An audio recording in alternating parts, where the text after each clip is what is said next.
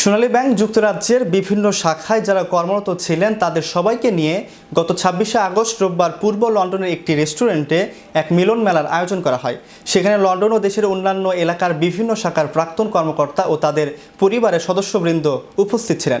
অনুষ্ঠানের মূল উদ্যোক্তা হিসেবে দায়িত্ব পালন করেন একে আজাদ, আসমা ইসলাম, রোজি, ইসমাত চৌধুরী, মুয়াজ্জেম ও অনেকে। অনুষ্ঠানটি সঞ্চালন করেন এমদাদ তালুকদার MBE। অনুষ্ঠানে উপস্থিত ছিলেন জনাব এস এ খান, জনাব হান্নান সাহেব, আবু তাহের, আলিমউদ্দিন, বশির আহমেদ, মনজুর হোসেন, সালাউদ্দিন, আজাদ, মুয়াজ্জেম, কালাম, সাইর, আলম মুন্না ও অনেকেই, এবং Mrs Mannan, Mrs Momen, Mrs Sekendari, Mrs Rafiq, Mrs Ahmed, Asma, Rozy, Runa Laila সহ আরও অনেকে। অনুষ্ঠানে পুরনো দিনের সব সহকর্মীদের পেয়ে সবাই আনন্দে আবেগে উদ্বেলিত ও উল্লাসিত হয়ে পড়েন এবং অনেকেই পুরনো দিনের স্মৃতি স্মরণ করে চোখের পানি ফেলেন। বহুদিন পরে আপনজনদের ফিরে পাওয়ার আনন্দ সত্যিই উপভোগ্য।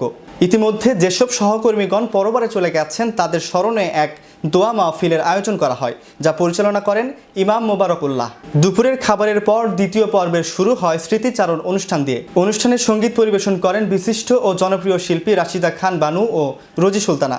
এছাড়া সোনালী ব্যাংকের স্মৃতি ও আগামীতে এই ব্যাংকটি পুনরায় চালু করার আবেদন নিয়ে কবিতা আবৃত্তি করেন মাহফুজুর রহমান। অনুষ্ঠানটি সাফল্যমণ্ডিত করতে সহায়তা করেন ব্যাংকের কর্মকর্তা ছাড়াও মিস্টার ফজলু, শুভ, ইসলাম। অনুষ্ঠান শেষে ও আপ্যায়নের ব্যবস্থা করা হয়। অনেকে আবার ঘরে বানানো পিঠা ও অন্যান্য খাবার নিয়ে আসেন। অনুষ্ঠান শেষে প্রবীণ কর্মকর্তাবৃন্দ ও অন্যান্য সবাই আয়োজকদের ধন্যবাদ প্রদান করেন এবং মাঝে মাঝে এইরকম মিলন মেলা আয়োজন করার জন্য আহ্বান জানান।